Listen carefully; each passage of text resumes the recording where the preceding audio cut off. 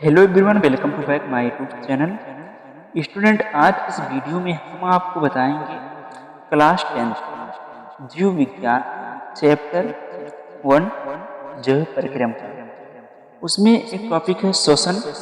अब हम श्वसन को समझेंगे और उसको बेहतरीन ढंग से समझेंगे। चलिए देखते हैं श्वसन किसे कहते हैं। पोषण परिक्रम के दौरान पोषण परिक्रम के दौरान ग्रहण की गई खाद्य सामग्री का उपयोग कोशिकाओं में पोषण प्रक्रम के दौरान ग्रहण की गई खाद्य सामग्री का उपयोग कोशिकाओं में होता है, जिससे विभिन्न जैव प्रक्रमों के लिए ऊर्जा प्राप्त होती है।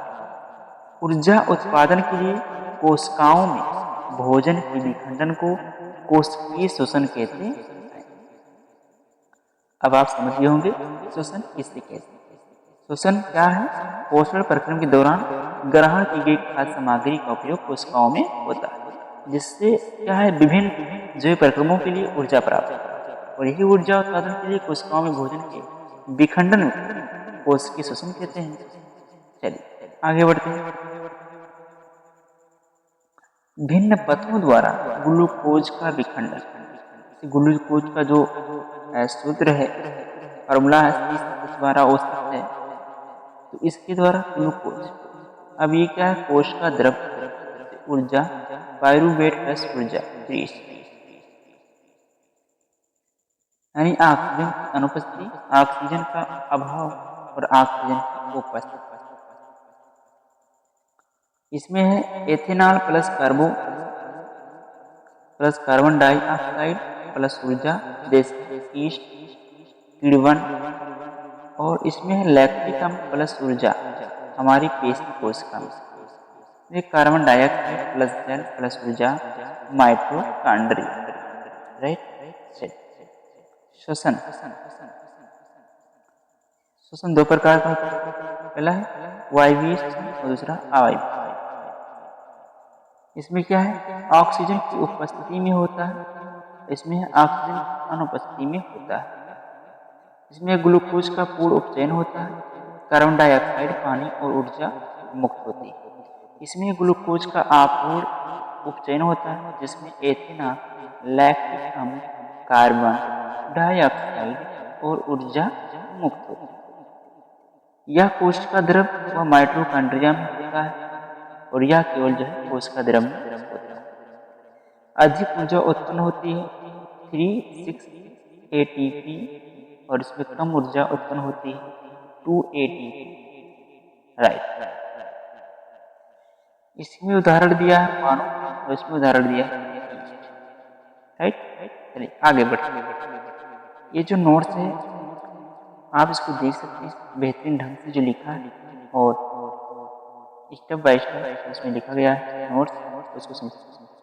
देखिए, मानव श्वसन पहले आपका नासाद्वार, फिर ग्रसनी, फिर कंठ, फिर श्वास नली, फिर श्वसनी, फिर श्वसनिका, फिर फुफ्फुस, फेफड़े, फिर कोशिका कोश, उसके बाद रुधिर वाहिकाएं। राइट। यहाँ देखिए डायग्राम बनाया गया है सभी का। नासाद्वार, मुख गुहा, ग्रसनी, कंठ, श्वास नली, उपस्थ, वलय, कोशिका, श्वसनकाएं, फुफ्फुस, पसलियां, श्वसनी, श्वसनिकीय, श्वसनिका,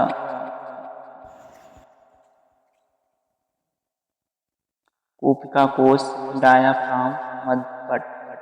तो ये था आपका एक डायग्राम। चलिए अब आगे बढ़ते हैं। मानव श्वसन क्रिया। तो मानव श्वसन की क्रिया होती है दो रूप में होता है, एक होता है अंतः श्वसन और एक होता है उच्छ्वसन। इसमें अंतः श्वसन के दौरान वक्षीय गुहा फैलती है, इसमें वक्षीय गुहा अपने मूल आकार में वापस आ जाती है।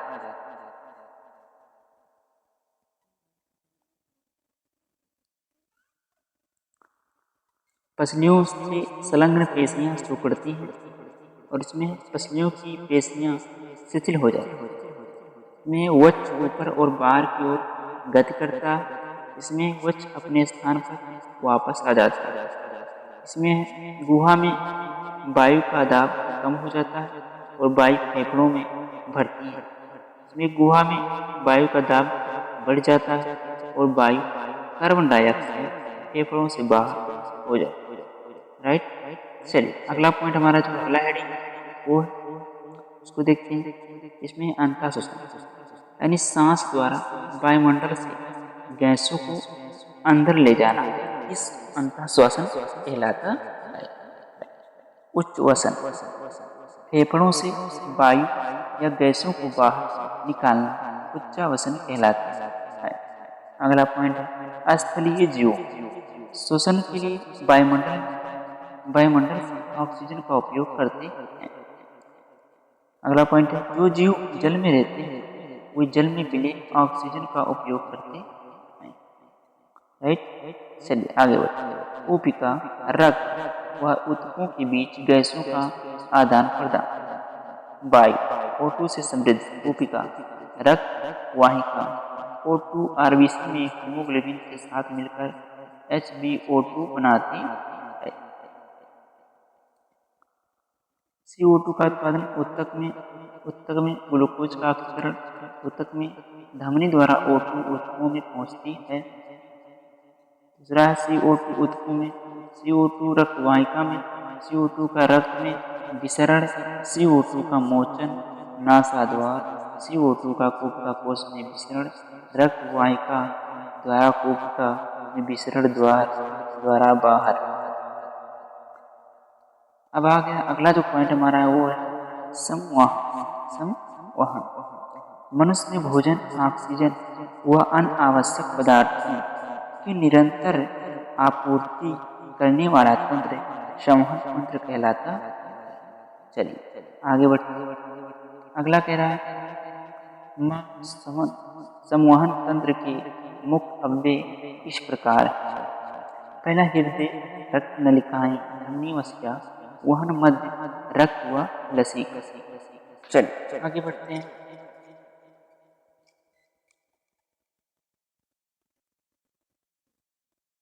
कुछ स्ट्रक्चर दिए गए हैं। रक्त ठोस द्रव्य, ठोस में रुधिर कणिकाएं और द्रव्य में प्लाज्मा। पीले रंग का तरल पदार्थ जिसमें 90% जल होता है तथा शेष अवयव जैविक प्लाज्मा प्रोटीन जैसे एल्ब्यूमिन, ग्लोब्यूलिन अजैविक खनिज तत्व। लाल रक्त, श्वेत रक्त और रक्त। कणिकाएं प्लेट पैटस। O2 CO2 का बयान, O2 CO2 का वहन और शरीर को रक्त का हीमोग्लोबिन Hb रोग मुक्त थक्का रक्त को लाल बनाने में रंग देता है, सहायक। चलिए अब अगला पॉइंट रक्त वाहिका। रक्त वाहिका में दो चीजें देखने मिलती है, एक धमनी और एक शिरा। एक धमनी और एक शिरा। चलिए इसको देखते हैं। धमनी और शिरा क्या है? ऑक्सीकृत रुधिर को हृदय से शरीर के विभिन्न अंगों तक ले जाती है। अपवाद फुफ्फुस धमनी की भित्ति मोटी व अधिक लचीली होती है। शरीर शिराएं विभिन्न अंगों से अनऑक्सीकृत रुधिर एकत्र करके वापस हृदय में लाती है। अपवाद फुफ्फुस शिरा।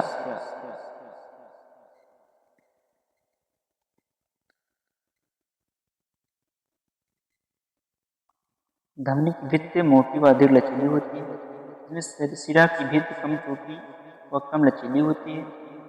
इसमें वाल्व नहीं होते, इसमें वाल्व होते हैं। ये सतही नहीं होते, ऊतकों के नीचे पाई जाती है। डीप सीटेड, ये सतही होती है। सुपरफिशियल। चलिए आगे बढ़ते हैं। यहाँ पे कुछ डायग्राम देखना है। फुफ्फुस फेफड़े, उपशिरा विऑक्सीजनीकृत रुधिर दायां आलिन बायां आलिन दायां नीले बायां नीले हृदय प्रमुख धमनी महाधमनी विऑक्सीजनीकृत रुधिर प्रमुख शिरा महाशिरा विऑक्सीजन नकृत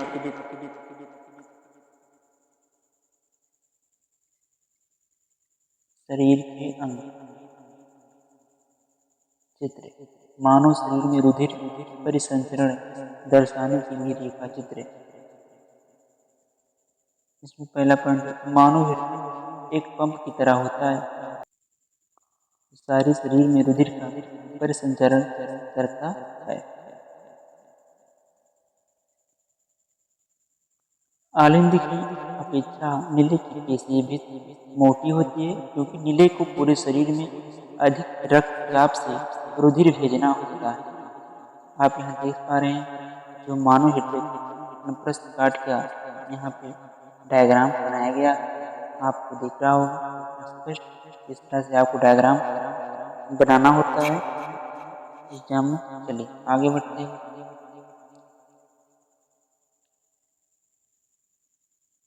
हृदय में उपस्थित वाल्व रुधिर प्रवाह को उल्टी दिशा में रोकना सुनिश्चित करते हैं।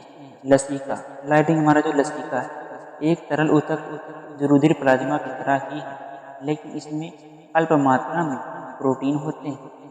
लसिका वहन में सहायता करता है। पादपों में परिवहन जाइलम और फ्लोएम के द्वारा होता है। किसके द्वारा होता है? जाइलम और फ्लोएम के द्वारा पादपों में परिवहन। चलिए इसको देखते हैं। जाइलम जाइलम क्या होता है?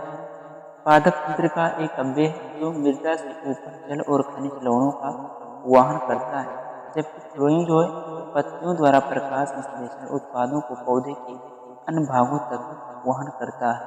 जड़ व मृदा के मध्य आयन सांद्रण में अंतर के चलते जल मृदा से जड़ों में प्रवेश कर जाता है तथा इसी के साथ एक जल स्तंभ निर्माण हो जाता है, जो कि जल को लगातार ऊपर की ओर धकेलता है। यही सब जल को ऊंचे वृक्ष के विभिन्न भागों तक पहुंचाता है। यही जल पादप के वायवीय भागों द्वारा वाष्प के रूप में वातावरण में विलीन हो जाता है। यह प्रक्रम वाष्पोत्सर्जन कहलाता है। इस प्रक्रम द्वारा पौधों को निम्न रूप से सहायता मिलती है।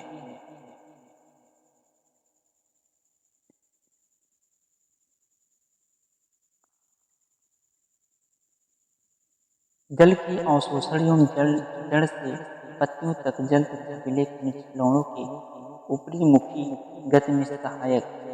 पौधों में ताप नियमन में भी सहायक है। भोजन तथा दूसरे खाद्य पदार्थों का स्थानांतरण पौधों में।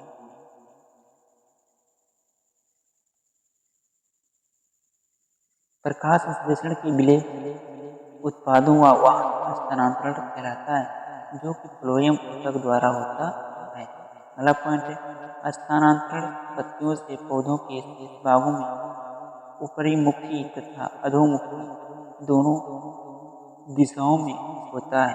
अगला पॉइंट फ्लोएम द्वारा स्थानांतरण ऊर्जा के प्रयोग से पूरा होता है, अतः ग्लूकोज फ्लोएम ऊतक में एटीपी ऊर्जा से परिसरण बल द्वारा स्थानांतरित होता है।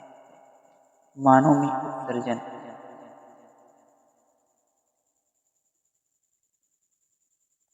वह जैव प्रक्रम जिसमें जीवों में उपापचयी क्रियाओं में जनहित हानिकारक हाइड्रोजन पदार्थों का निष्कासन होता है, उत्सर्जन कहलाता है। एक कोशिकीय जीव इन अपशिष्ट पदार्थों को शरीर की सतह से जल में विसरित कर देते हैं। मानव उत्सर्जन तंत्र में उपस्थित अंग निम्न प्रकार के हैं।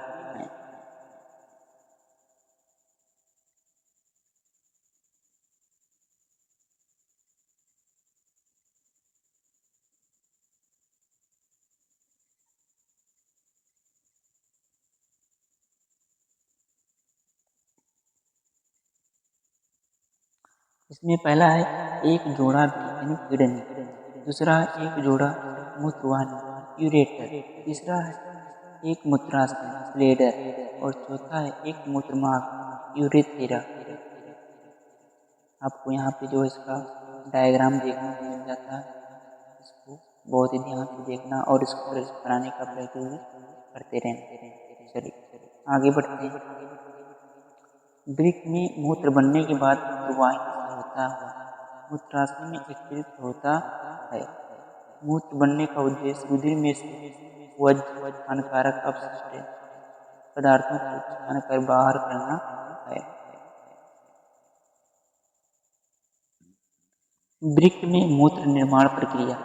वृक्क की संरचनात्मक क्रियात्मक इकाई वृक्काणु में प्राण कहलाती है।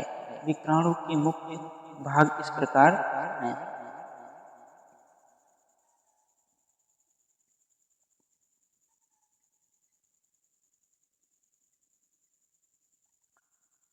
पहला कोशिका गुच्छ यानी ग्लोमेरुल्स या पतली भित्त वाला रुधिर कोशिकाओं का गुच्छा होता है। दूसरा बोमन संपुट, तीसरा नालिकाकार भाग और चौथा संग्राहक वाहिनी। आगे बढ़ते वृक्क में उत्सर्जन की विधि।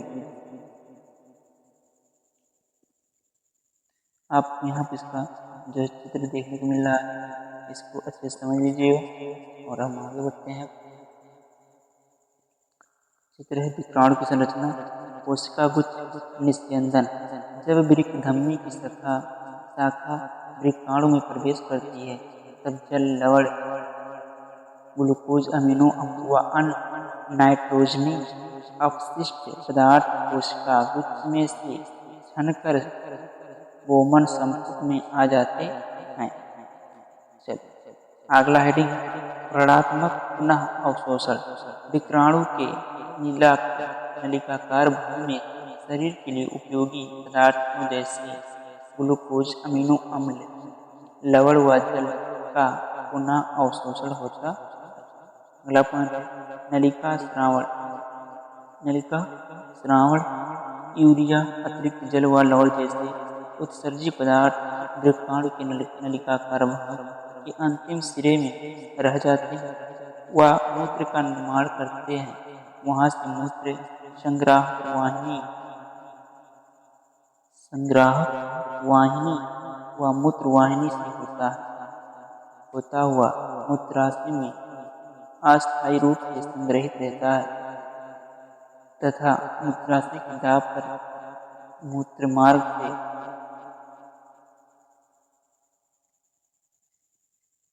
बाहर निकलता है।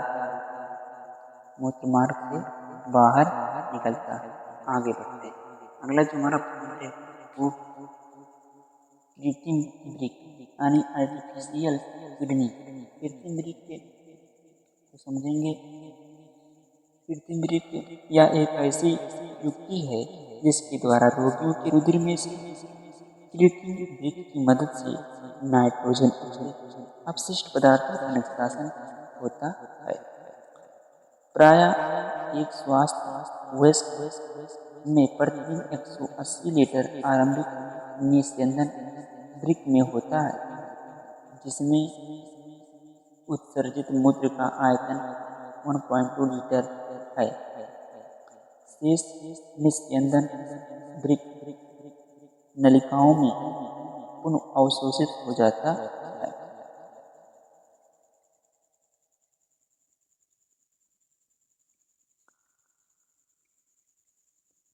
पादप में उत्सर्जन। पादप में उत्सर्जन, चलिए इसको देखते हैं। पादप में उत्सर्जन।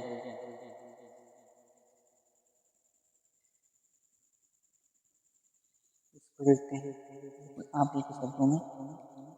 चलिए इसको देखते हैं। वाष्पोत्सर्जन प्रक्रिया द्वारा पादप अतिरिक्त जल से छुटकारा पा जाते हैं। बहुत से पादप अपशिष्ट पदार्थ कोशिका रिक्तिका में संचित रहते हैं। अन्य अपशिष्ट पदार्थ उत्पाद रेजिन तथा गोंद के रूप में पुराने जाइलम में सोचता जल में संचित रहते हैं। अगला पॉइंट है, पादप कुछ अपशिष्ट पदार्थों को अपने आसपास मृदा में उत्सर्जित करते हैं। तो ये रहा आपका क्लास 10th का बायोलॉजी जो चैप्टर 1 का, उसका जो नोट्स है सारा मैंने बता दिया आज इस वीडियो में। तो आप सभी से एक छोटा सा रिक्वेस्ट है, यदि हमारे चैनल पे पहली बार आए हैं तो हमारे चैनल को लाइक से सब्सक्राइब कर हमें सपोर्ट करें। तो आज के लिए इतना है, मिलते हैं नेक्स्ट वीडियो में, तब तक के लिए पढ़ते रहिए, मस्त रहिए। जय हिंद, जय भारत।